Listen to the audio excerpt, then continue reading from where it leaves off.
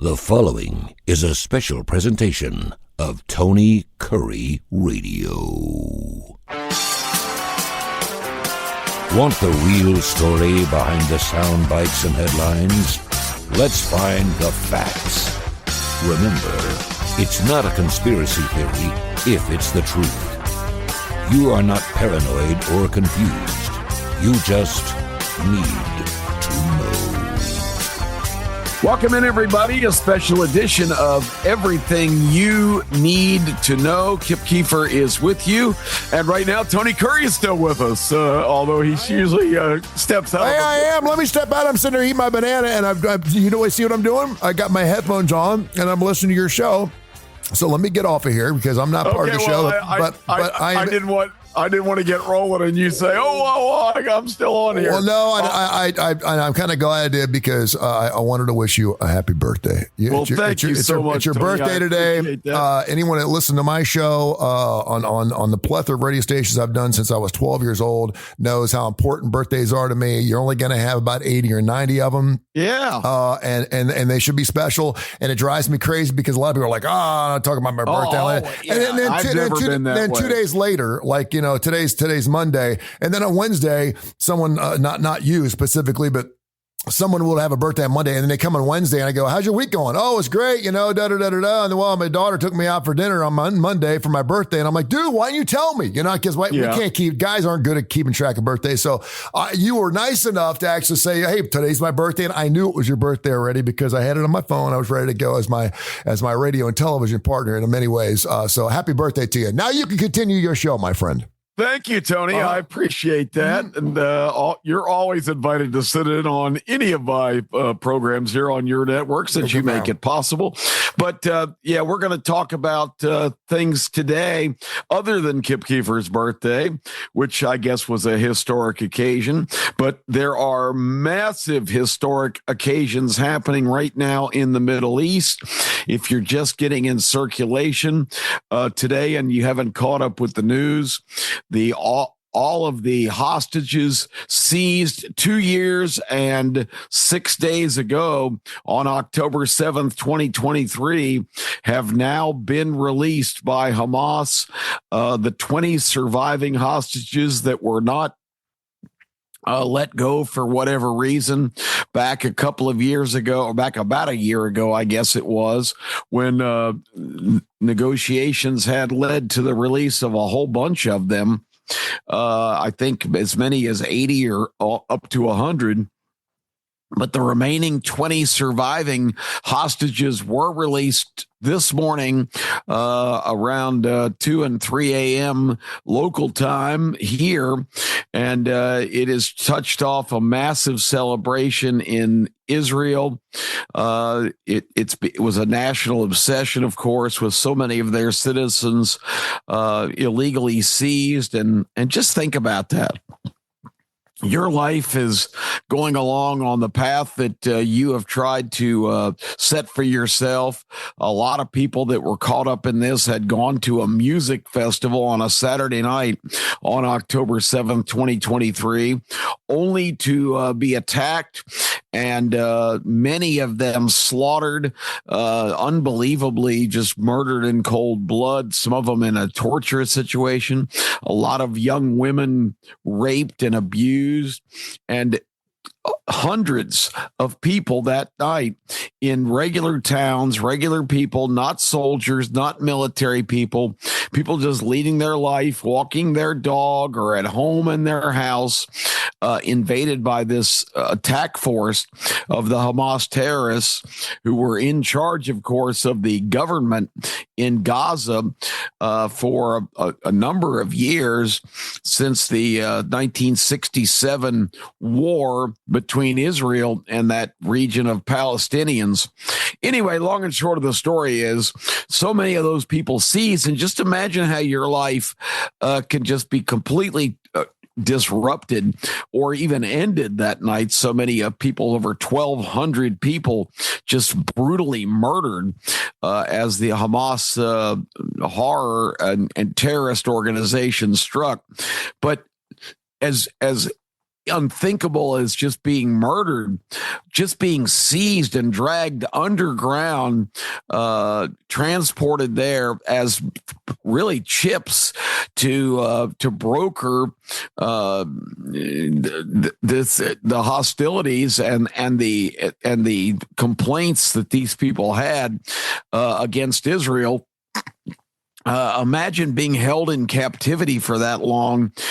And it's just inconceivable how much suffering these people did, how many empty hours of just sitting in these darkened underground, secured locations and being fed next to nothing, having no privileges, couldn't even go outside. I mean, it's just inconceivable to think about.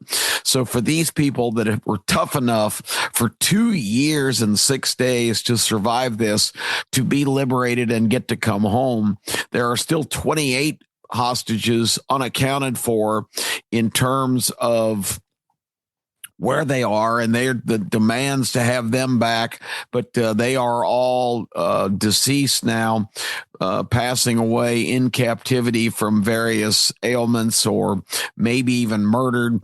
But the Israeli government is insisting that there's no further progress in any kind of peace deal until those people's remains are sent back to Israel, because their families want them back. A lot of them were killed and buried in supposedly places that it's going to be difficult to round up all of the remains of the 28 that are still unaccounted for. But that's what's going on there. Of course, the larger implications of this has been going on basically since the establishment of the Israeli state in 1948, after World War II, when 6 million Jews in Europe were rounded up and most of them executed in the most unthinkable ways by the Hitler's German strongholds and their nefarious partners in different pockets of Europe. And at that time, the Israeli settlement for so many displaced people who had their lives torn apart in the late 1930s and 1940s, with the Nazi rise to power and the fierce hatred of Jews by its leader Adolf Hitler, these people that had all of their property stolen, had their houses seized, a lot of them burned down. They returned.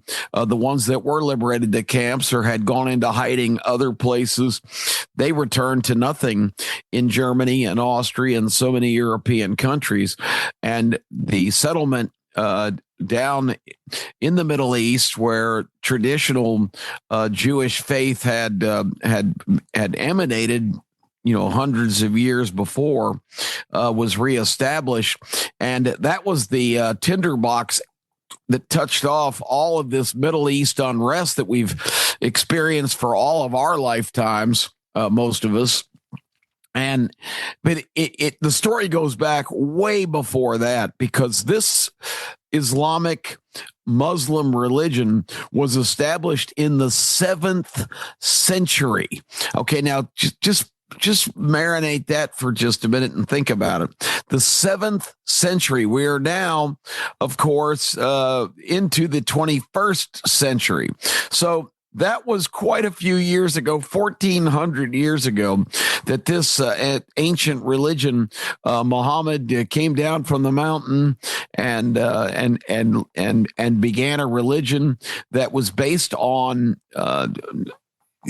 something that's kind of counter to most of the religions in the world, which celebrate life and celebrate faith, and not to suggest the Muslim faith does not, but the difference in the Islamic approach is that there are many hardcore, really primitive ways and sects of that religion that have survived all these centuries that still hold the view that anyone who doesn't share their beliefs is an infidel, is someone who doesn't deserve to have life. Because if you don't believe in the Prophet Muhammad and his teachings and their religion, you're wrong, they're right, and you are not even qualified to exist if you don't agree.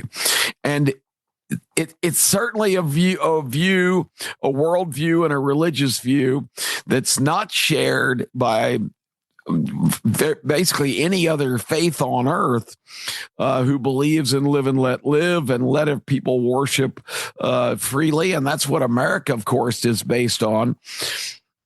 So this kind of primitive wing of the Muslim religion, although there were all kinds of different Islamic faiths that kind of branched out as time went on and the evolution of that religion took place, but there have been just terrible conflict in the Middle East for all of this time.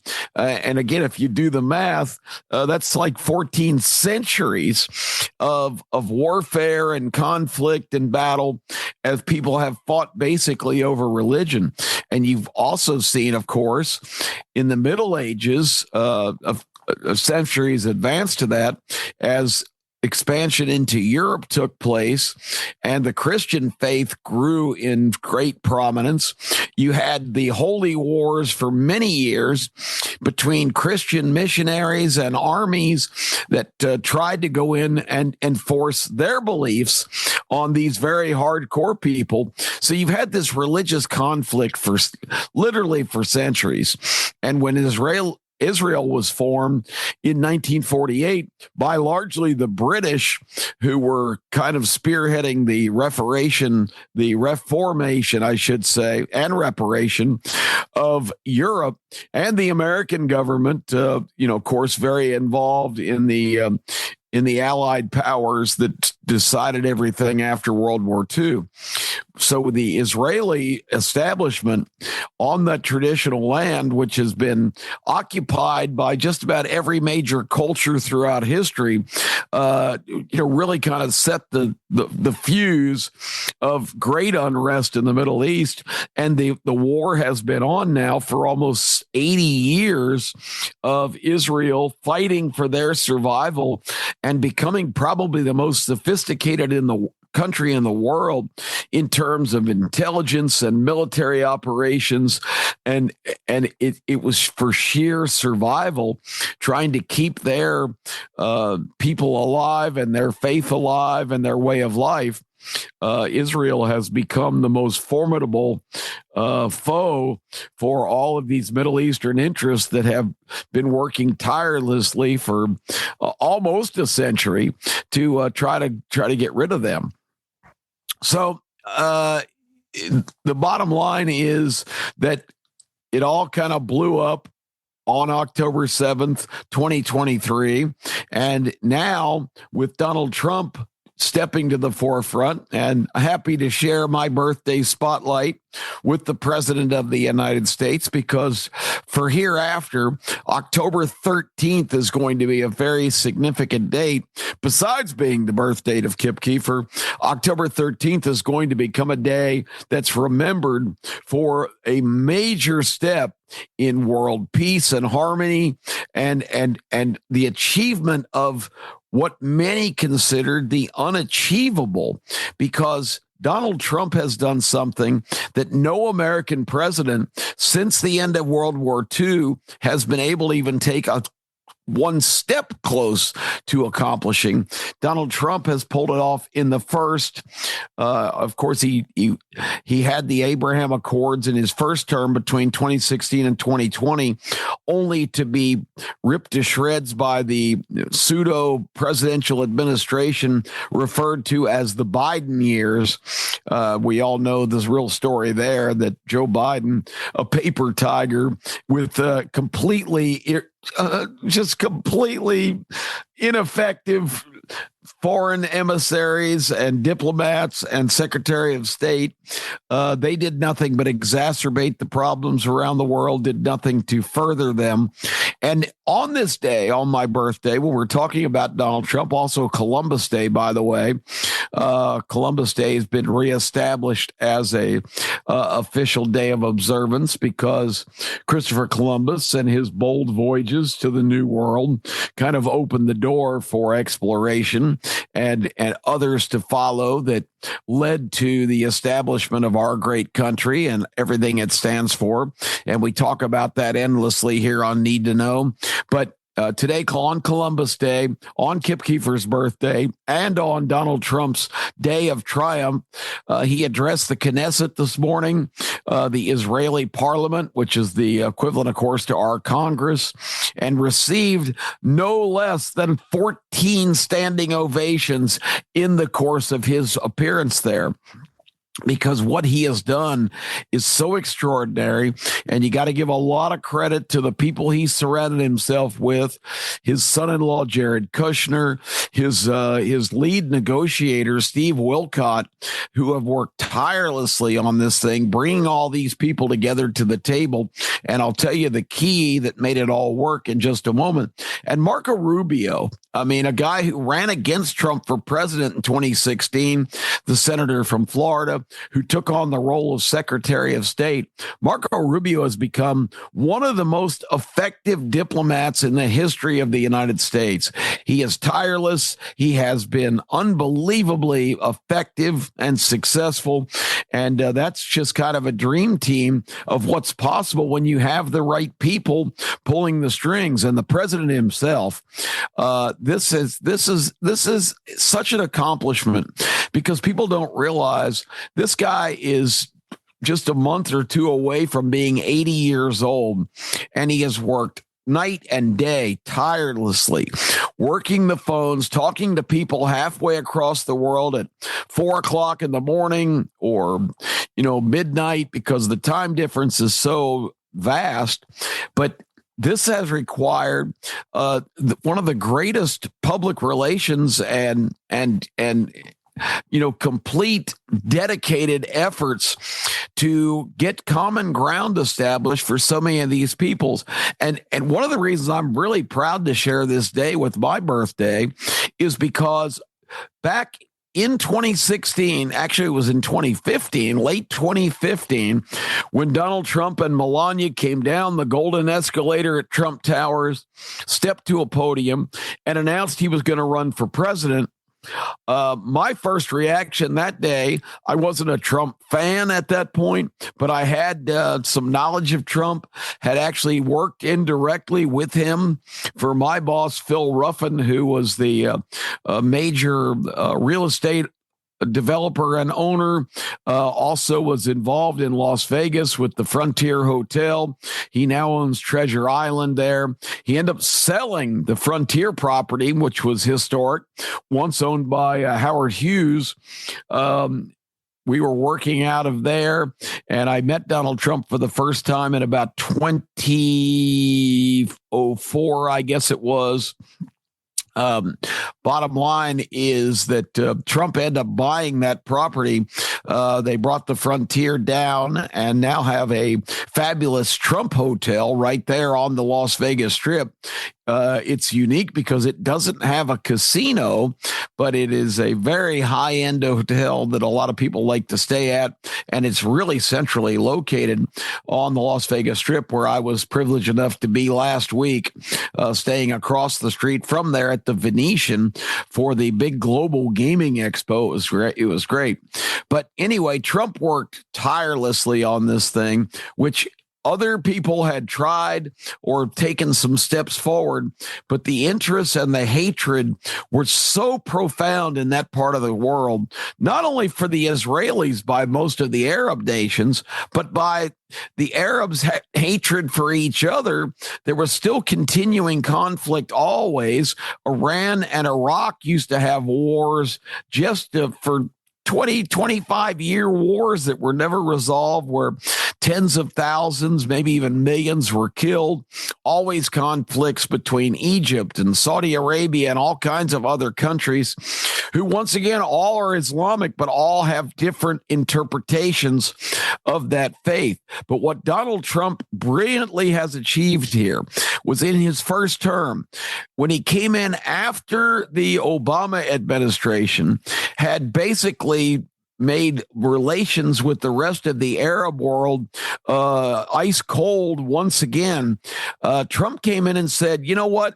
There's new leadership coming here. All these old lions that have ruled these major countries, Saudi Arabia, United Arab Emirates, Egypt.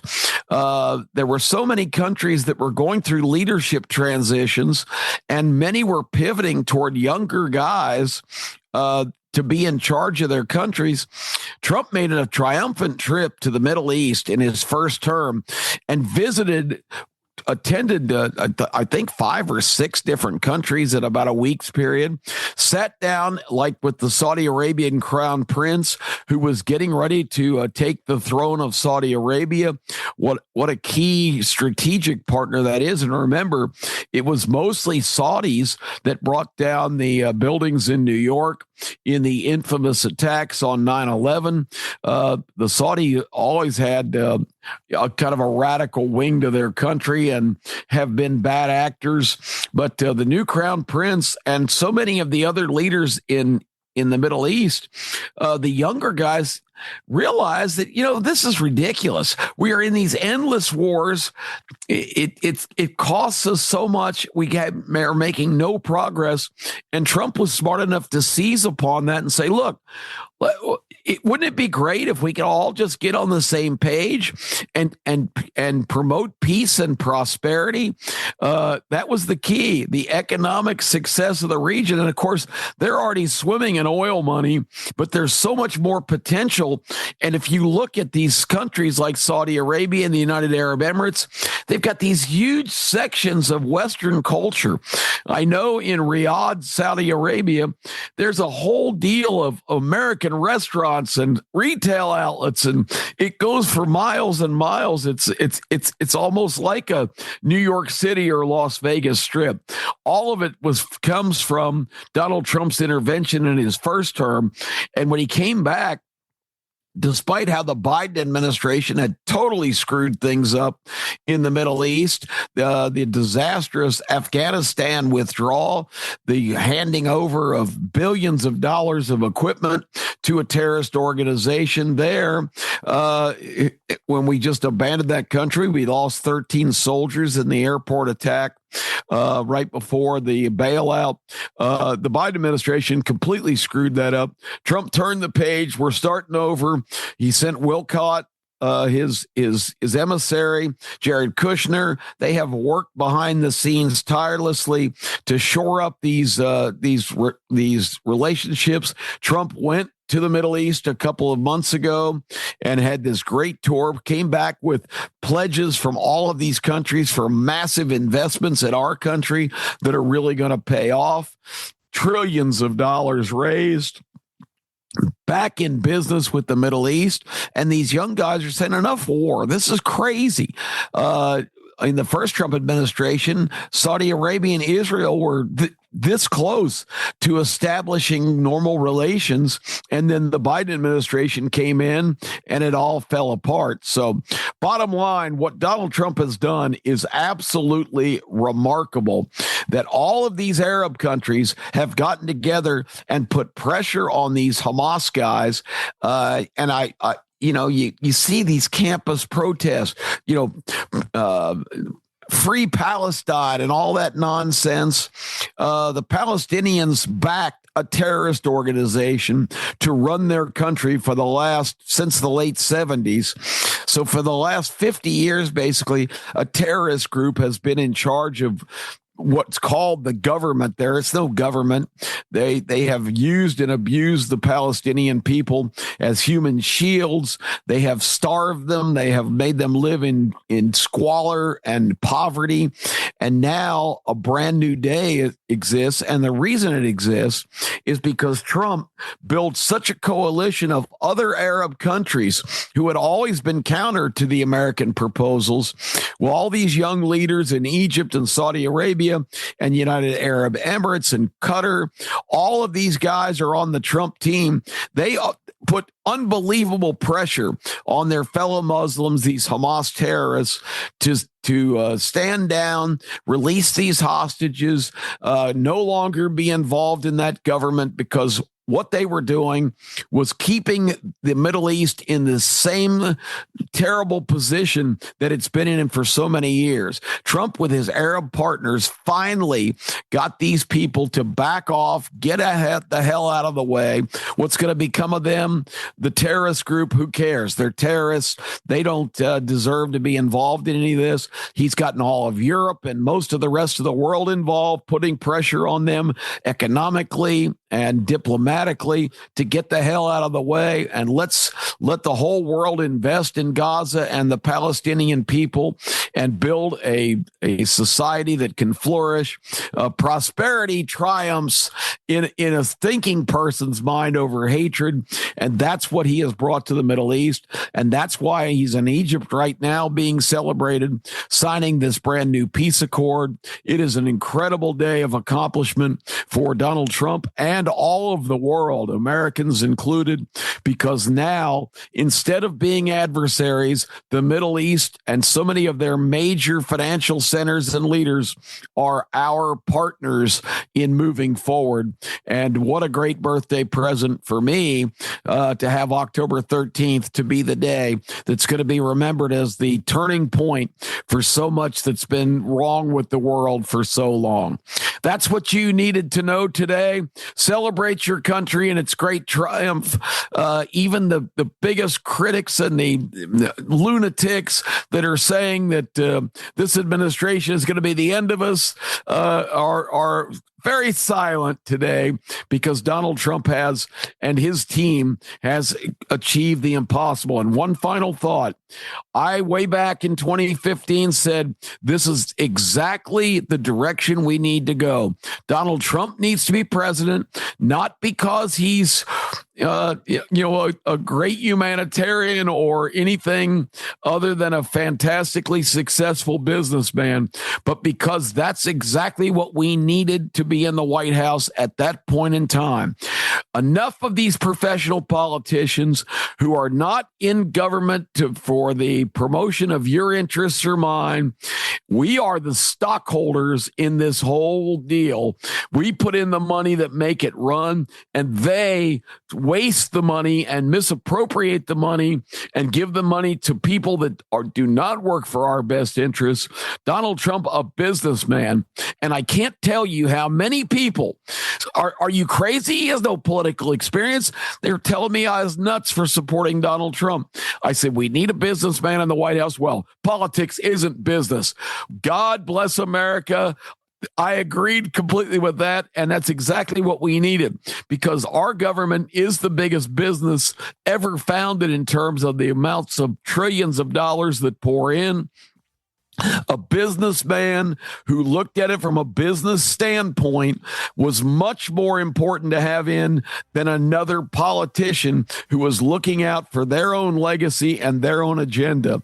Donald Trump is the art of the deal. He's the man who can make the deals. He's made deals all over the world in these 2 terms, and now the road is paved for a successful, prosperous future for not only all of us Americans, but for people that have lived in the worst circumstances imaginable all over the world. Let's get to business, everybody. Let's be celebratory. We're the stockholders. It's a brand new day in America, and it's a blessed day on October 13th of 2025. That's what you needed to know. I'm Kip Keefer. We'll be back next week right here on TKR. Thanks for listening. This has been a special presentation of Tony Kurre Radio.